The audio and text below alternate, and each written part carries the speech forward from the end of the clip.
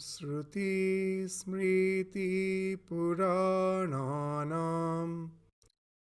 Alayam Karunalayam Namami Bhagavat Padam Shankaram Lokashankaram.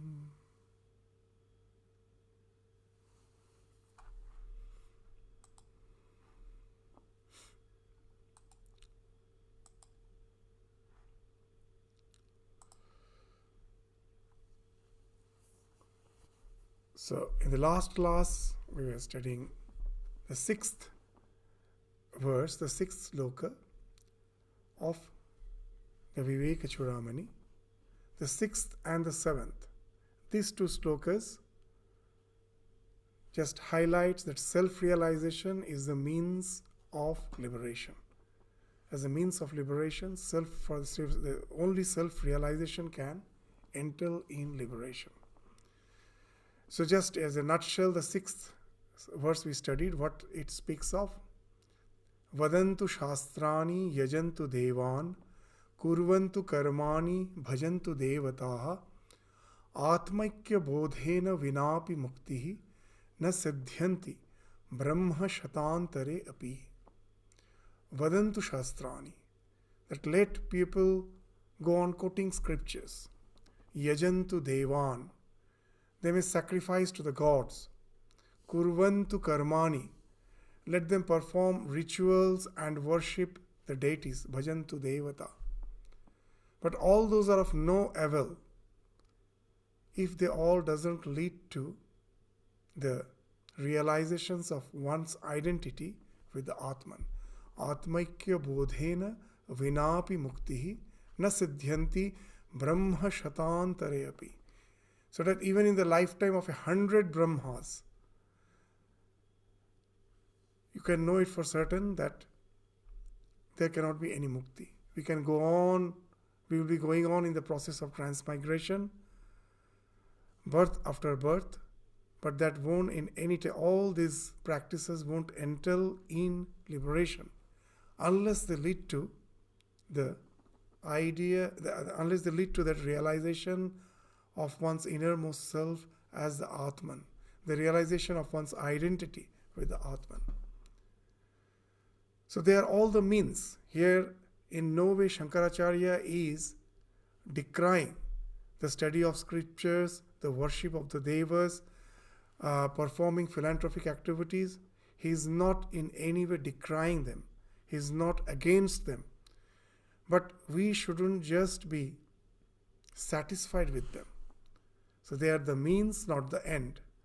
As in the last class we were indicating that the Buddha used to say that no one carries the raft on his shoulder after crossing the river. So they are like the raft. They do have a purpose.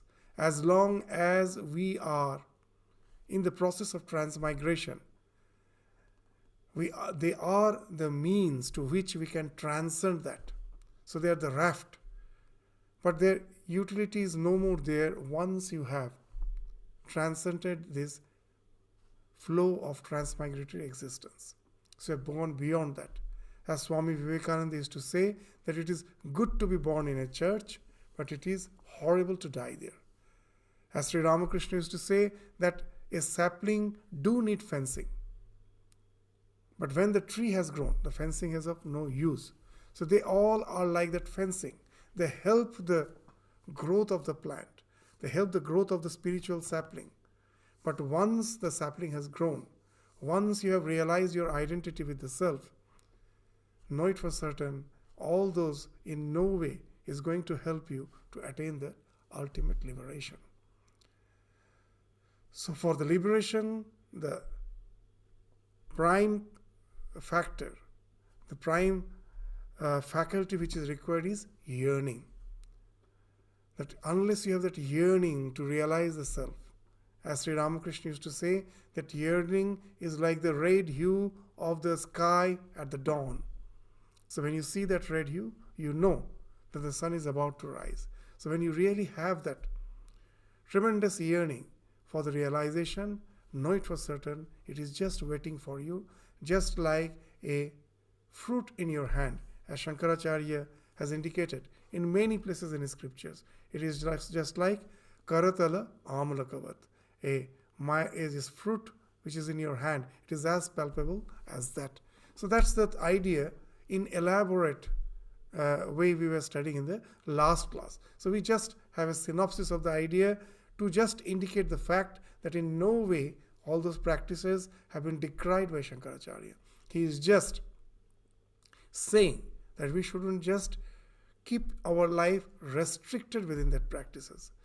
The dharma, the word dharma has two meanings. Dharayate iti dharma. That which helps us to integrate, keep our life integrated is dharma. Dharayate, that which holds us, that which integrates us. That is one of the meaning of dharma. That religion, even the word religion, if you go to the etymological meaning, that means religare, to hold on to something. So all those things do help us to hold on to something, like studying the scriptures, worshipping, that the mind cannot stay in one place. Either it will flow on the downward direction, or I have to raise it up. It cannot stay just as it is. So if I have not adopted some sublime practices in life, know it for certain, with all the so-called physical affluence, at last you will be a mental wreck. You will be finding the society, or the affluent society, has so many social evils which has all to do with the mind, because they don't know what to do with the mind. Their dharma do come to a picture. It helps us to integrate, to pull the mind up. You keep the mind engaged in all those sublime activities. That way, dharma do serve a purpose. But it doesn't end there. Another meaning of dharma in Sanskrit is Vishishyate iti dharma. That each and everything can be distinguished from the other in this world. Like water. What is its special characteristics of a water? That it flows. What is the special characteristics of fire? That it gives heat. So everything has its own uniqueness, certain characteristics. Those unique characteristics which define a thing is called dharma. So dharayati dharma is one meaning, and vishishyati iti dharma is another meaning. As a human being, what is our characteristic that distinguishes us from any other creature? So Swami Vivekananda, all the spiritual leaders have indicated it again and again, that the sensual pleasures of life, the sensate pleasures of life can never be the goal of the human being. With all our advancement in technology, in science, however we may try, our senses are not built in a way that we can really intensely enjoy. Just see the way this dog can smell, it can taste. All the animals, they have very, very intense way of perceiving. The dog's organ of this sense, the smell, the birds' hearing, they are some thousandfold more intense than the human. With all our technology, we can never think of enjoying the world the way an animal enjoys or other creature enjoys. So enjoyment is not the goal of human life. The human being, what is the special characteristic? As Sri Ramakrishna used to say, that as a human being, what is the special characteristic? Say, Ishwar chinta korte pare. He can think of God. He can think of the sublime truths. He can think of the meaning behind the existence. No other creature can do that. Unless we have started engaging ourselves in those pursuits, we may be looking like a human being, but we cannot say that we are human being. Those are the special characteristics that distinguishes us from all other creature. Just as we were saying that the characteristic of fire is to burn, the characteristic of water is to flow, similarly the unique characteristic of human being is that he can think of the self, he can think of the Atman, he can think of God. So unless our pursuit are on those lines, our birth is as a human being is of no avail. So that's the thing Shankaracharya is indicating, that that dharma as dharayate is okay, but it has to evolve to vishishyate, that it has to evolve to that dimension of our existence where we start trying to find out the purpose of this human birth. That's the thing which Shankaracharya is indicating. That is Atmaikya Bodha. That no other creature can do. That as a human being we can do. That speaks of our Visheshata. So after saying that, in the 7th verse what he's saying, he's speaking that all the worldly means which we think of as our mode of success doesn't apply for self-realization. That in this world, wealth, so much importance we give it to it. We give to this wealth. This, as in the Gospel of Sri Ramakrishna, if you read again and again, that line comes, that Kamini Kanchani Maya, that lust and wealth is the cause of all our bondage, is the cause of delusion. So that's the thing Shankaracharya is indicating in the 7th verse. Amritatvasva na asha asti vittena iti eva srutihi braviti karmana muktehe ahetutvam sphutang yatah. Amritatvasya na asha asti vittena. With wealth, you can never hope for immortality. There is no hope of immortality by means of wealth, by means of riches. That is the meaning of this phrase, Amritatvasya na asha asti vittena. Who says that? The scriptures. Iti eva srutihi. The core scriptures, the Vedas, the Vedanta. It's actually referring to one of the episodes in Brihadaranyaka Upanishad. That will come. In reference to that, Shankaracharya is indicating iti eva sruti, as has been indicated in the Vedanta. Braviti karmana mukte ahetutvam sphutang yata. That there is no hope of immortality by means of riches. What it intends to make it clear, that work cannot be the cause of liberation. If the scripture says that by riches you cannot attain liberation, it implies that by work you cannot attain liberation. Why? Because to attain riches you have to work. All the secular activities is meant for gaining the riches. So if riches cannot help us to attain immortality, that indirectly implies that through work we cannot attain liberation. So when Shankaracharya is saying this in the form of the 7th verse, he is actually referring to the Yajnavalkya Maitreyi Sangvad in Brihadaranyaka Upanishad. That Yajnavalkya had 2 wives. One was Katyayani and the other was Maitreyi.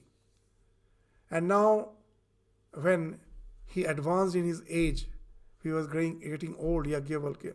He wanted to renounce. He wanted to just share his wealth among his 2 wives and renounce and lead a life of an ascetic. So he asked both of his wives that he wants to share the wealth. Now the Katyayani was happy with whatever wealth was shared to her.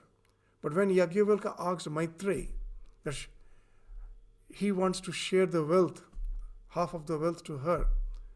Now Maitreyi was the one who was a lady of wisdom. She asked, but this wealth, what will I do? Will this wealth, you are going to give me wealth and you are going to lead a life of ascetic. So now the question is this wealth going to bestow me immortality? So we find that Yajnavalkya's emphatic reply there is no. And then Maitreyi is asking, that's the thing, that Yena aham na amritam syam, kim aham tena kuryam. If this wealth doesn't give me immortality, what will I do with it? I will be enjoying, but it is not. My life is going to be over. It is ephemeral. It is impermanent. What I'm going to do with that wealth? It will just lie here. However immense wealth I may have, I cannot take it with me. So what I am going to do with this wealth? So there we find that Yajnavalkya is again asserting that Amritatvasya na asha asti vittena. You cannot think of immortality with wealth. In the Gospel of Sri Ramakrishna is saying in one place, not only one place, quite a number of places, that with money what you can have. You can have a place of shelter, you can have food, you can have your clothing, and the little pleasures of life. What more than that? Nothing. There ends the purpose of your wealth. What can you do with that? So all your these activities, work, which is meant for this accruing wealth, after all is of no use as per your immortality is concerned. So that's the thing which Shankaracharya is indicating in this verse. That neither you can attain the self with all those religious practices, nor with this worldly pursuit of attaining wealth. It's only by the yearning for realizing yourself that alone can enter in that liberation. The liberation which speaks of your identity with the Atma, which is eternal. So that's the idea which is being indicated here. So this, in our scripture, very emphatically it has been mentioned that all these desires ultimately is not going to serve any purpose. We will find that in Vedanta, all the desires has been classified into three desires. Ultimately, there are ashanas. The desires in Sanskrit is called ashana. There are three types of ashana: putraishana, vittaishana, and yashaishana. These are the three desires by which nature has deluded us. Even in the modern psychology, they speak of that the desires can never be fulfilled. The desires are just there as a trap of the nature to do us something by which its purpose is served. What's its purpose? The nature has to sustain. So what are the three ashanas? Putraishana, vittaishana, yashaishana. That all our desires at last can be boiled down to these three. The desire for progeny, the desire for wealth, and the desire for name and fame. Yashaishana. Now all these three you will find is related to the propagation of the genes, sustenance of the nature. You may say, how? Putraishana, of course, we need not have to explain. When your desire for the progeny, that speaks of propagation of your genes. Vittaishana, wealth. Unless you sustain yourself, how can you think of propagation of genes? So that also indicates the sustenance of nature. You sustain yourself so that you can think of having progeny. Yashaishana, that also is linked with the sustenance of nature, propagation of genes. How? You will find in the animal kingdom that the male lion has has his own dominion, has his own area. It won't allow any other male lion to enter there. Why? The stronger it is, the chances are there, the more powerful it is, the more it can win over other lions. The chances are there it can propagate its genes.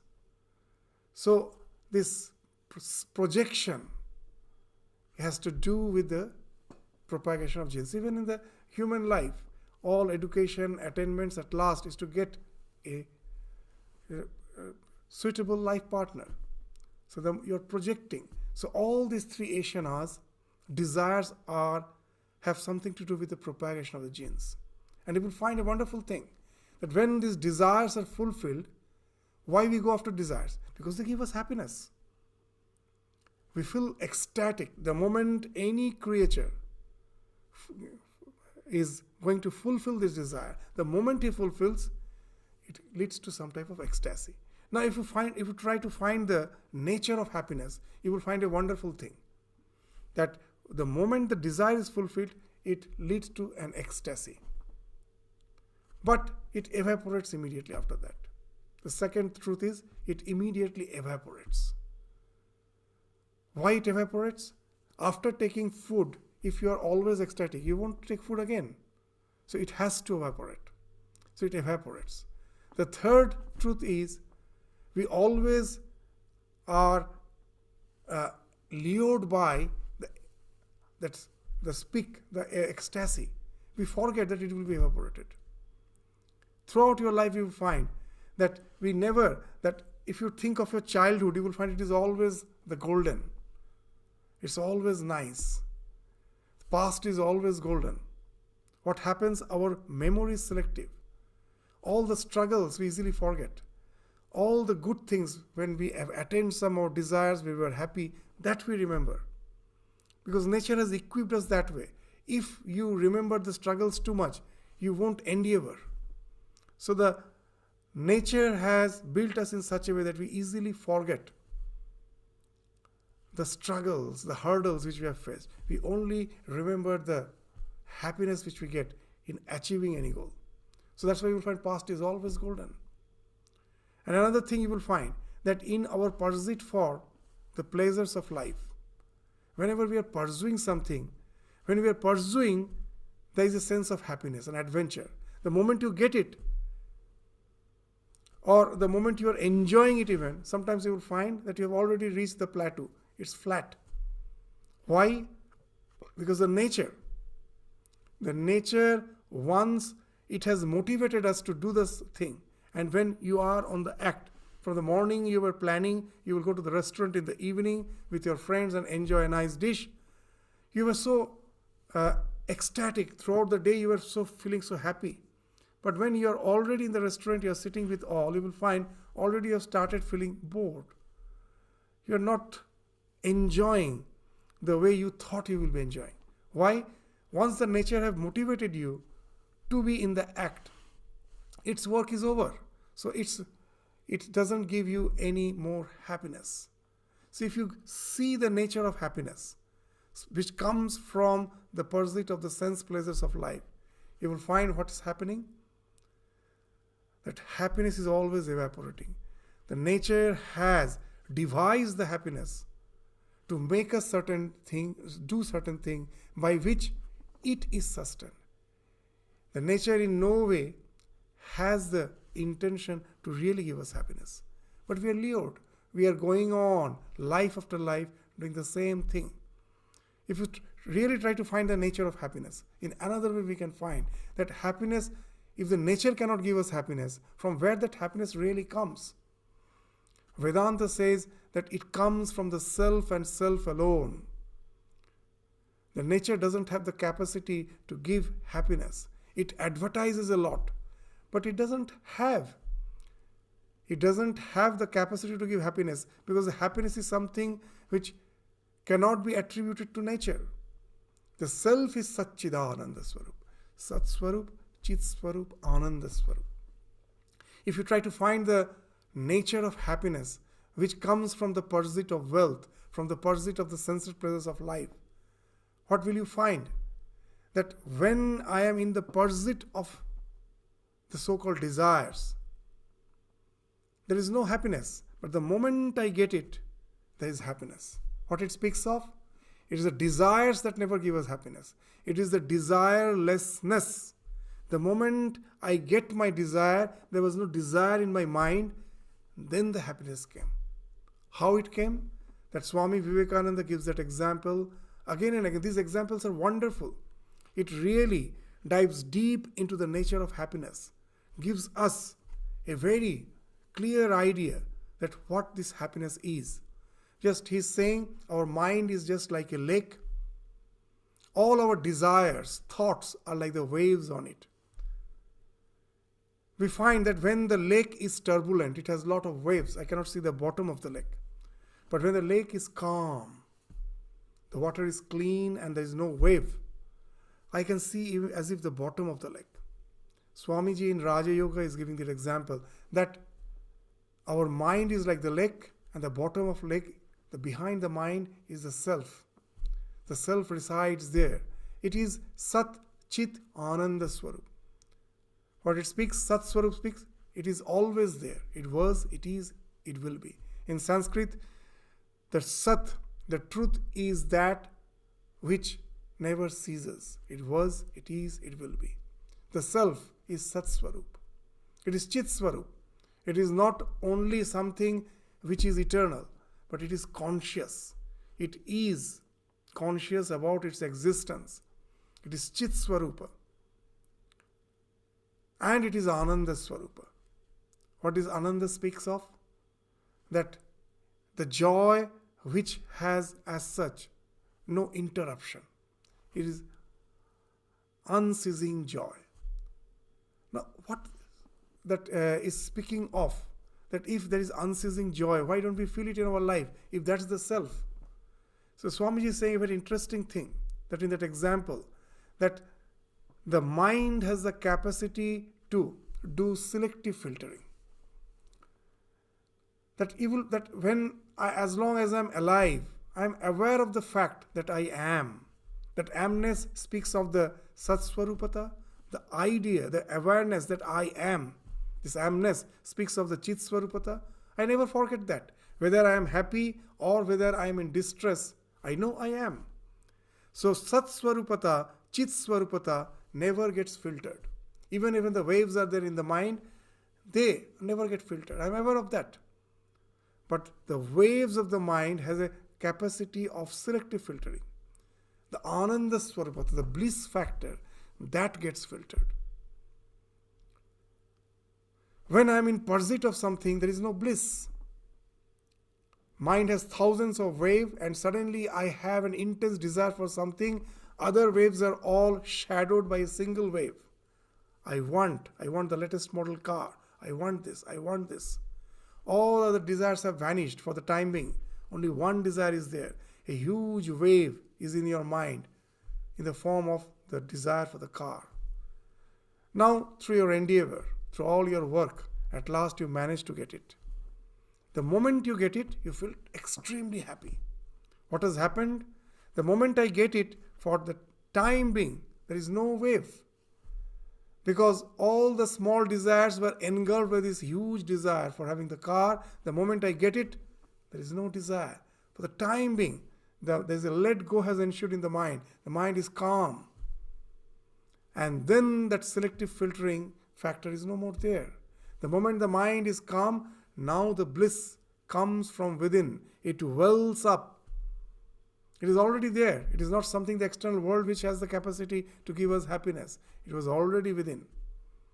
But as we were always chasing the desire, we never realized that. The moment the desire is fulfilled, the happiness comes from within. The nature doesn't have the capacity to give that happiness. But again, new desire come and shadows that happiness which came just for a moment. But that is actually eternal if we know the art of calming our mind and be established in the self. But because of ignorance, we never know that the bliss is within. We are always in search of bliss without, outside, always thinking that these are the things which are going to give us happiness. And we are in the eternal chase. The scripture gives the example of the deer, a masked deer, which has a mask in its navel. The wonderful fragrance comes out of it. And the deer thinks that the source of the fragrance is somewhere else. And it goes on running. It runs. It gets exhausted. And then it falls and dies because of tremendous exhaustion, never knowing that the source of that fragrance is within, is from its own navel. So like that, we also are chasing after happiness, never knowing the source of happiness is within. It is welling up from within. If we can just get rid of all the desires and get established in the self by calming our mind. That's the thing which Vedanta is saying. That what keeps us the cause of the bondage, what keeps us bound in this transmigratory process, in this transmigration process, is the cycle of avidya, kama, karma. The Shankaracharya in his commentary again and again is indicating the chakra, the cycle of avidya, kama, karma. That because of ignorance, because of avidya is ignorance, the desire arises. That I have forgotten that the source of happiness is within.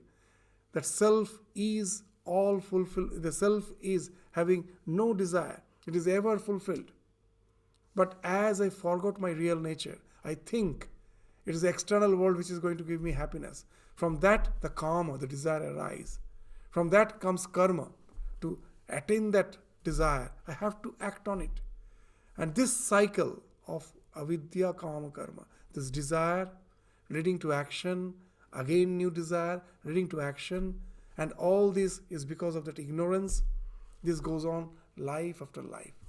As Swami Vivekananda used to give the example of a bullock in the village in the olden days, it used to grind the oil from the oil seeds. How to make it rotate, go on round and round? The one stone will be there, over there another stone is there, and between the two stones, the oil seeds are kept, and the upper stone has to be revolved so that all the seeds gets crushed and the oil comes out of it. Now, how to make the rock, the stone, the upper stone revolve? So it will be tied with the bullock.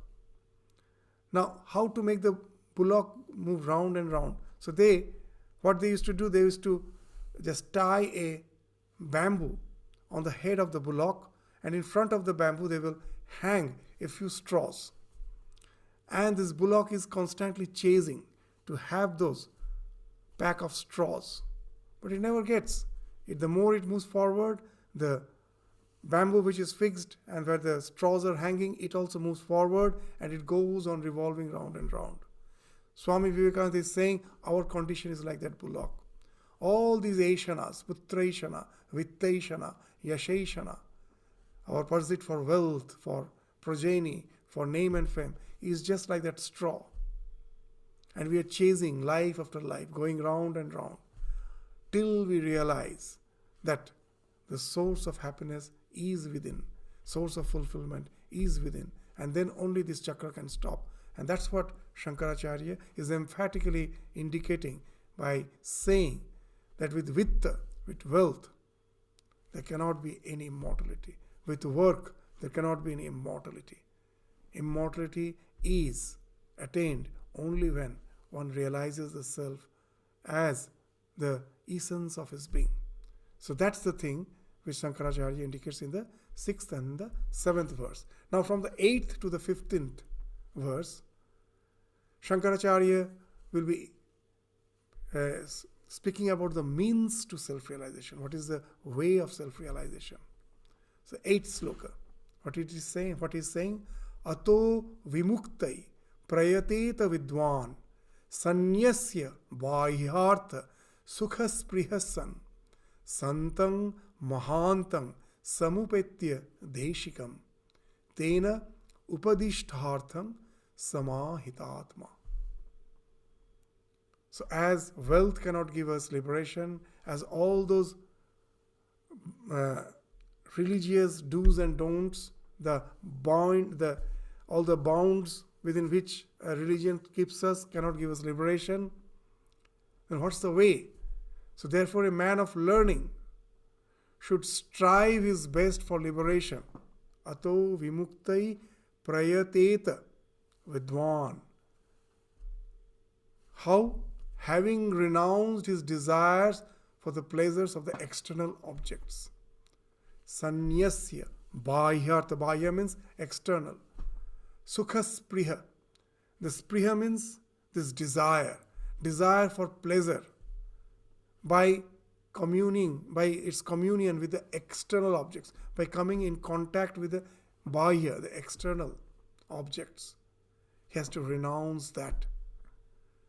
And then he has to approach a good and generous guru, the preceptor, who has already traversed the path, who knows the way out. So Santang Mahantam Samupetya Deshikam. So he has to approach this Santang Mahantam. Mahantam means the one who is the great, the Santang, the saint. Samupetya, you have to go towards him. You have to approach him. And then you have to ask him to instruct you. Tena upadishtartha samahitatma. And fixing your mind on the truth, inculcated by him, instructed by him. So whatever upadesha he gives, that I have to, with Shraddha, with full faith, I have to internalize in my life. I have to dive deep within. So that's the way. So renounce the so-called sensate pleasures, approach the Guru, and as per his instruction, dive deep within.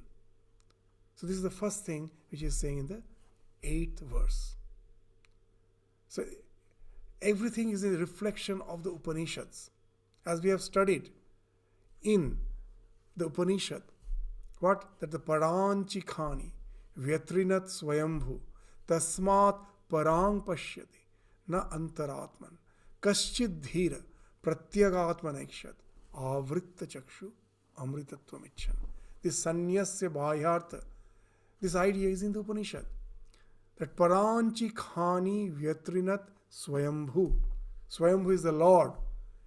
He has inflicted injury to the senses.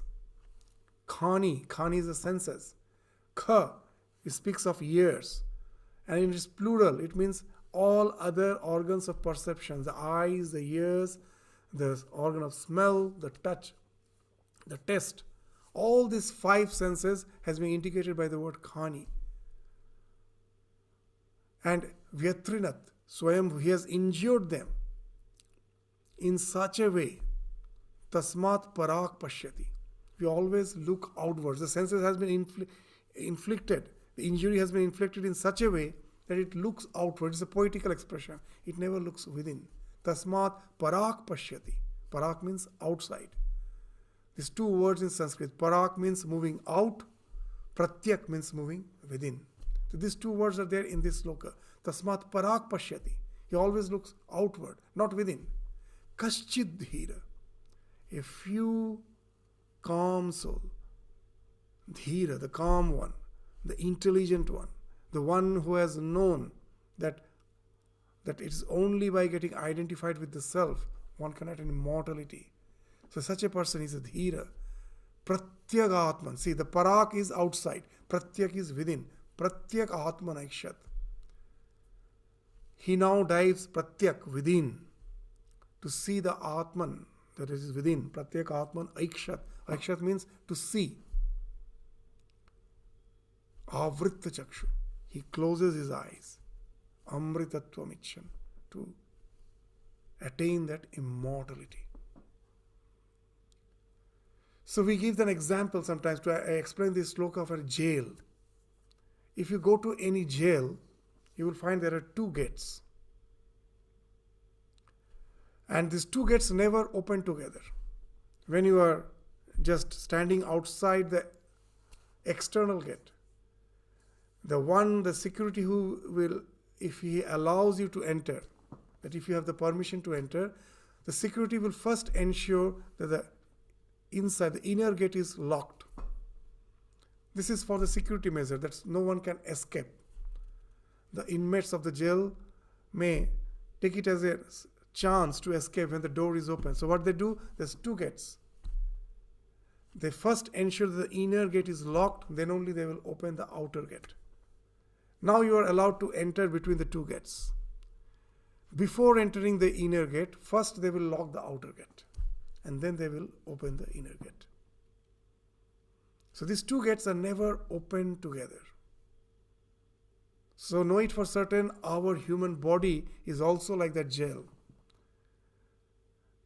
They speak of, in the scriptures, they speak of this human body as a city. Navadware pure dehi. There are 9 gates inside which the Dehi, the one who is residing in this Deha, is the Dehi, the self.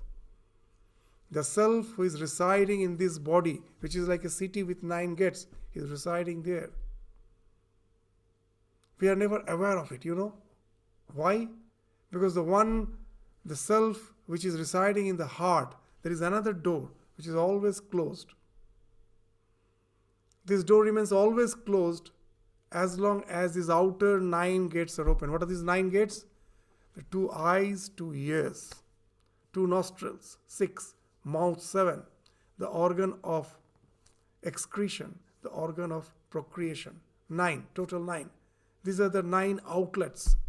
Unless these are closed, the inner gate, the gate of the heart, where the self is residing, will never open.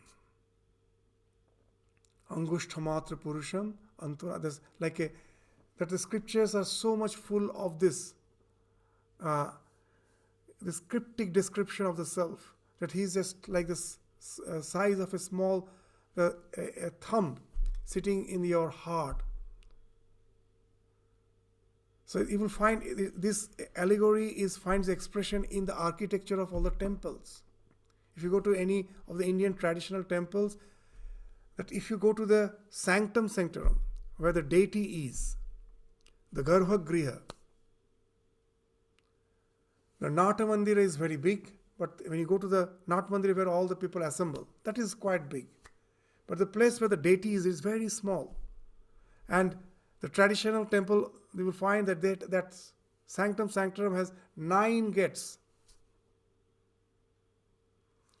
And inside the sanctum sanctorum, there's a very small area, dark area, where the deity is there. And you will find a very interesting thing. Whenever you have to offer food or any offering to the deity, first they ensure the external doors are all closed. All these 9 gates are closed, and then all the offerings are offered to the deity. Sometimes you go to the temple, you find the doors closed. Those who are new, those who don't know, they think most probably the temple is closed. Actually, it's not the fact. Just for the time being. As long as the offering is going on, the doors are closed. What's the idea? The same idea. As long as these external gates are open, you cannot commune with the divine. If you have to offer, if you have to commune with the divine, if you have to open there's a gate of your heart, and these external doors has to be closed. So that's what is being expressed even through the architecture of the building. Scriptures, they speak of ahara shuddhi. Ahara means, literally it means food. That for my spiritual journey, the food should be pure. That's what most of us translate. That there are 3 types of dosha. Jati dosha. By some food by nature itself is impure. It may excite you. It may increase the rajas, the tamas. It won't allow you to be calm and quiet. We have to avoid that. The nimitta dosha, thereby food, because of its some dust, germs, the food has become impure. And some food becomes impure because it has been in touch with it has been cooked or in touch with some impure person. His mental vibrations also affects the purity of the food. But these are all external. Ahara Shuddhi, Sankaracharya is translating that it is not only the food which we are eating that has to be pure. Because the scriptures say that if there is Ahara Shuddhi that leads to spiritual realization, how can only that external pure food can entail in spiritual realization? If we don't understand it properly, then this type of literal translation can lead to all types of fanaticism. We find in India, it do happen that we give too much importance to the purity of the food. It shouldn't be touched by some person. And sometimes that's why Swami Vivekachudamani in his letters in somewhere is mentioning that our religion has entered into the kitchen, where the deity is the cooking pot, because we never understand the real implications of the word. Ahara Shuddhi doesn't mean only the purification, the purity of the food that is required. But it shouldn't be exaggerated to mean the be all and end all of our spiritual evolution. The word ahara, as has been interpreted by Shankaracharya, is very significant. He says, aharyate iti ahara. Whatever we are gathering in. In Sanskrit, aharana means to gather in. Aharyate. Whatever we are gathering. Through what? Through all these senses, which have connection with the external world. Through the eyes, whatever I am seeing. Through my ears, whatever I am hearing. Through my mouth, whatever I am tasting. Through my tongue. Through my nose, whatever I am smelling. Through my skin, whatever I am touching. Everything is ahara. If that is not purified, if there is no abstination there, I have not stopped there, then the inner, your self can never be revealed. So ahara shuddhi can lead to spiritual realization. If I take the word ahara in that broad sense. So that's the idea has been spoken of here in this sloka, in this verse. In the phrase sanyasya bahyartha sukhas priyasan.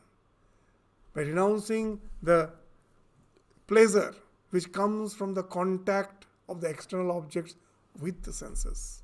Unless we do that, there can never be any spiritual evolution. And then, after that, what he's saying? Santang mahantang samupetya. You have to approach a realized soul who has went to the realization following the tradition, parampara. Why we have to go to that realized soul? It has been indicated in the Kathopanishad.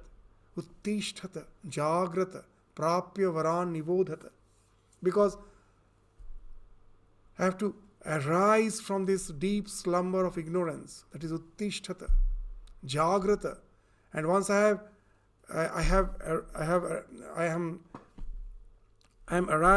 arose from that deep slumber of ignorance, then I have to contemplate on the truth. That speaks of jagrata. That's the process of nididhyasana. Prapya varan nivodhata. The thing which you have to attain, that is prapya. How will I apprehend that? Varan.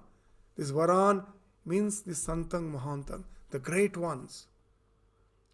Varenya. This Varenya we all know in this other Indian language. That is being indicated by the word Varan. The great ones who have already traversed this path, who have realized by approaching them, you have to get the thing which is to be attained. And for that, what you have to do? Uttishtata jagrata and then nibodhata. This Uttishtata speaks of Sravana Manana. I have to approach the teacher, I have to hear from him.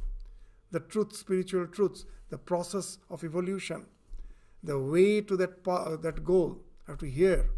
When I hear, there may be a lot of doubts, but I shouldn't reject them.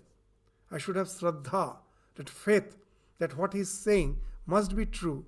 I should be humble enough to accept the fact my mind is not yet ready to understand. There is a lot of gap in my understanding. So after hearing, if you have Shraddha, that will lead to manana. Cogitating on what you have heard. Constantly cogitating on that. Through that, gradually you will find that all the gaps in your understanding is being removed. Your mind is getting more and more clear. You have an intellectual understanding of the truth.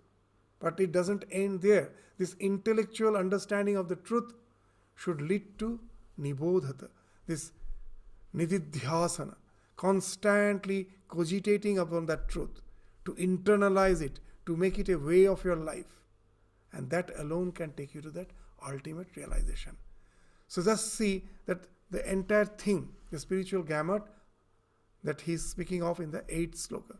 This 8th sloka, first, you renounce the sensate pleasures of life and approach a realized soul.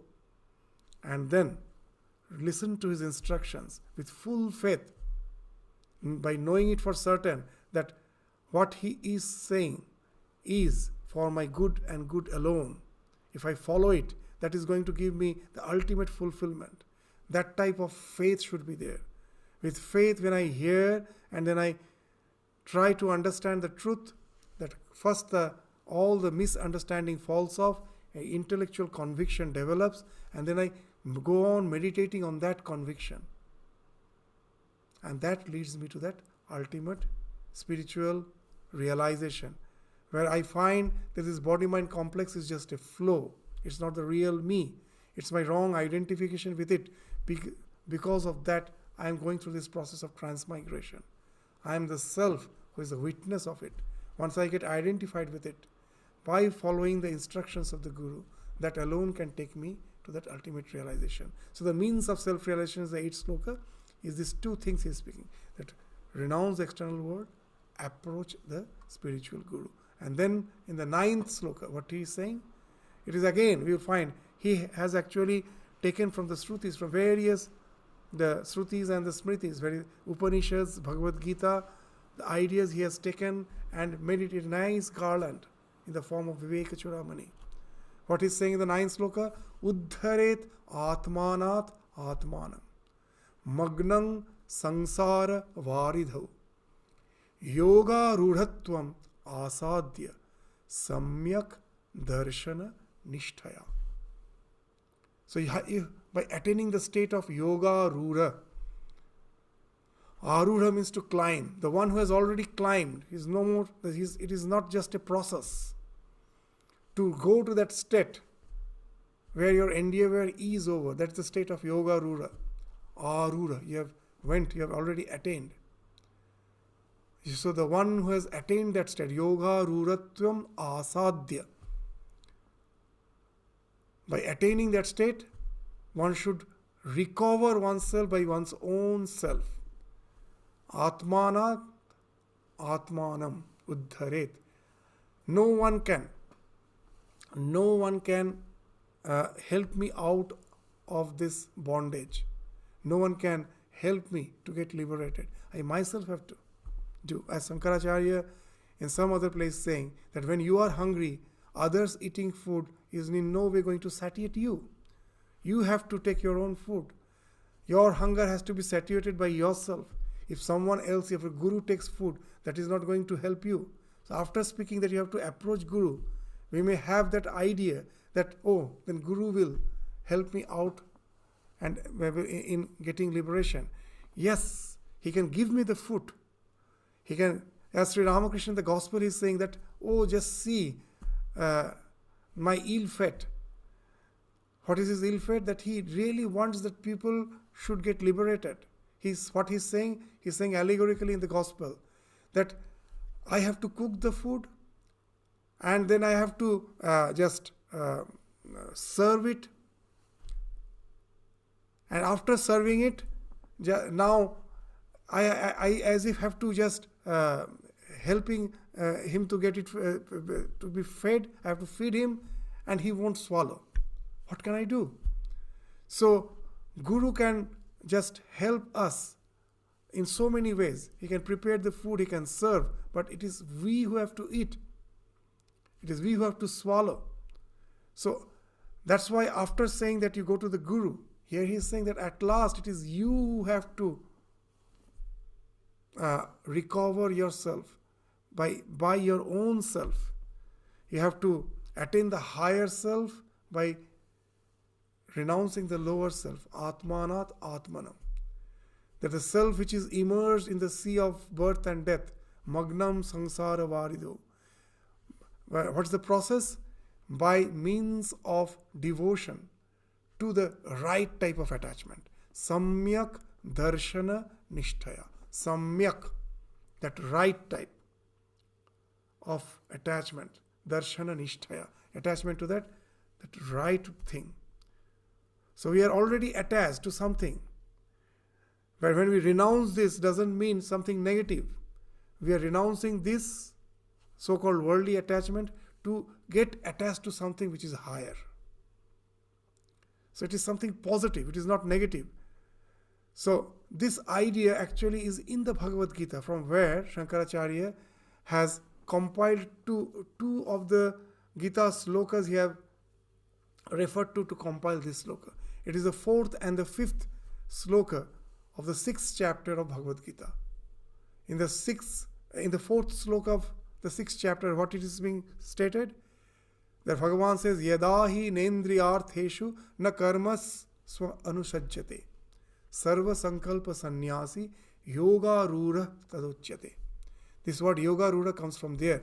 The yoga rura word in the ninth sloka comes from there. That one who is neither attached to the sense objects nor to actions. Such a person is said to be yoga rura. In the Bhagavad Gita it is said. So that's the word which has been coined, which has been extracted from that fourth sloka. And the entire phrase in the first line, Uddharet Atmanat Atmanam, is in the fifth sloka of the sixth chapter, where in the Bhagavad Gita, what it is saying, Uddharet Atmanat Atmanam na Atmanam avasadayet Atmaiva hi Atmana Bandhu Atmaiva Ripu Atmana.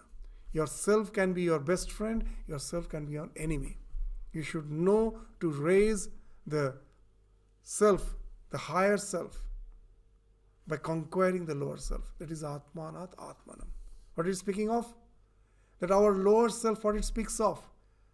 The so-called, the present existence, this our ego is attached to all the desires, so many thousands of sensuous pleasures of life. I have to renounce that. How? By getting attached to something higher. You will find that we refer to it so many times in our discussions, that all our attachments which we find for the sensuous pleasures of life, how it has grown? It is because of the limitation of the mind, that out of necessity, what I do today, again and again, then a path is created. When you go on pursuing something again and again, a path is as if created through your mind.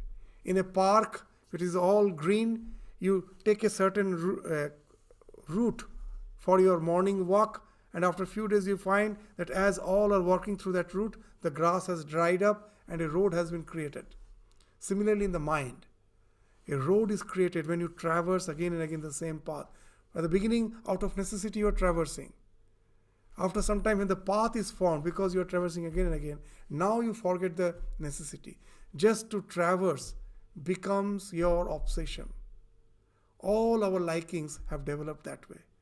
That from bacteria to human being, what's the common necessity? To propagate, to have food. This is a common necessity. And to have food, you have to have wealth. To propagate, of course, speaks of lust. And these have become our obsession. You will find our obsession for wealth, our obsession for this lust, they are necessity. But they are the only cause of crime. You just try to find out the nature of crime. These are the two. What has happened? The obsession, that the thing which was necessary has become an obsession. Why? That's the nature of the mind. What you pursue again and again, that becomes your liking. You forget the necessity, you just become obsessed by it. That is the lower self, our ego attached with all those inordinate pleasures of life. This is the default mind. But I can design. As a human being, we have the capacity to design our mind. By default, we have this mind. What is the way we can design? If by constantly pursuing something, the desire is formed, liking is formed, and once I go into the Guru, I know that the way out is Sravana, Manana, Nididhyasana. I have to contemplate on the truth which has been spoken of in the scriptures, and which I got from my Guru. The Guru has followed the tradition and realized that I hear from him. Through Shraddha, I also start cogitating upon it. Go on repeating it again and again. All the religious traditions, the faiths, the beliefs may be different. The doctrines and dogmas may be different. But in the practice, is there any similarity? Yes. Whatever I may believe. But there is a question, there is something factor called repetition. In the church you go, the same prayer is repeated again and again. In the mosque you go, the same prayer is repeated again and again. In Hindu tradition also you find this japa, the repetition. This repetition is something which speaks of that nididhyasana. After hearing the truth, you go on practicing it again and again. What happens? As that the mind's limitation now becomes something positive for you. A path is created. As you go on repeating it willfully, at the beginning there may be no liking for it. There is no obsession for it. I resolve to do it. With resolution I do. It is a question of willpower. But the willpower gradually converts into love. After some time you will find, once the path is created by the constant repetition, a new path has been formed. You have designed that. And now, to meditate becomes your obsession. This is the new self, the designed self. Self here doesn't mean the Atman. The word self, Atma, has been used in our scriptures as the ultimate self, and also as the mind. Here, when it says that Uddharet Atmanat Atmanam, that save yourself from the self, with the help of the self. What is mean? From the lower self, you can rise to that higher self. How? By this new type of designing, by constantly contemplating on the spiritual truth. Once you have developed, the path is formed. Now you develop liking for this. Once you have developed liking for this new type of practice, it is something which can save you. How? Now, all our likings which we have developed through the process of evolution is dependent on something external. That my pursuit for wealth, for pleasures, for progeny, for name and fame, is all dependent on something external. But this new desire which I have developed, thinking of the self, is not dependent on something external. I dive deep and get the pleasure, immense joy from it. Now anything which is dependent on external thing is always linked with two things. These worries and tensions. Why? As long as I don't get it, I always worry, I may not get it. And once you get it, again the worry is there, I may lose it.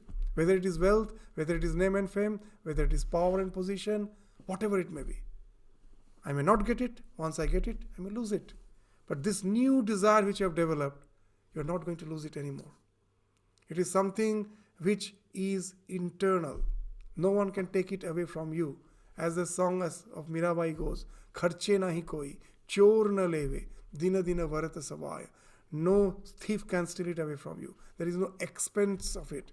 It goes on increasing. The more you practice, the more this path, the groove becomes deeper, the more intense joy comes out of it. The more the path becomes clear, the more is the joy. So this is a desire which is not dependent on any external factors. As a result, there is no worries about it. Now what happens? As you have developed a path which is not linked with any worries and tension, it is just like a freeway. All other roads were like the passing through the traffic. Now once I have the freeway, why should I pass through them? The mind's natural inclination is now to pass through this. The other thing starts falling off naturally. So now you will understand. That's why in the Bhagavad Gita it has been mentioned, Swalpam apyasya dharmasya trayate mahato bhayat. A little practice can save you from the great danger. And that's being indicated by the word Uddharet Atmanat Atmanam. Conquer the lower self by the higher self. This new design, this mind, mental module, has the capacity to get rid of all the innumerable these mental modules which by default you got because of your pursuit of the external sensate pleasures of life, which through the entire biological process of evolution you have acquired them. You can get rid of all of them with the help of this one mental module which you design. So that's what has been spoken of as Uddharet Atmanat Atmanam. Conquer the lower self by the higher self. This lower self which is Magnam Sangsara Varido, which is immersed in this Sangsara, in the ocean of Sangsara, in the ocean of this process of this life where the birth and death is going on incessantly. So you can conquer this lower self which is immersed in this ocean of Sangsara with the help of this higher self. And that is possible only through samyak darshana nishtaya. That once you develop the nishtha, the perseverance in your meditation on the self, that speaks of samyak darshana nishtaya. That alone can take you to the state of yoga rudha. You can transcend this so-called, this ephemeral existence, and it can help you to ascend to that level of yoga, which is no more a practice, but which is a state which you have attained. So that's the thing which is being indicated again in the 9th sloka. Till the 15th sloka, Shankaracharya will be indicating this, all these processes by tits and bits. He will be taking from the scriptures and compiling them to say that all the processes which will ultimately lead you to that liberation. So from the 10th to 15th, the succeeding slokas which are in this section, we will again study in the next class. With this, we stop our discussion today. Thank you all. Namaskar.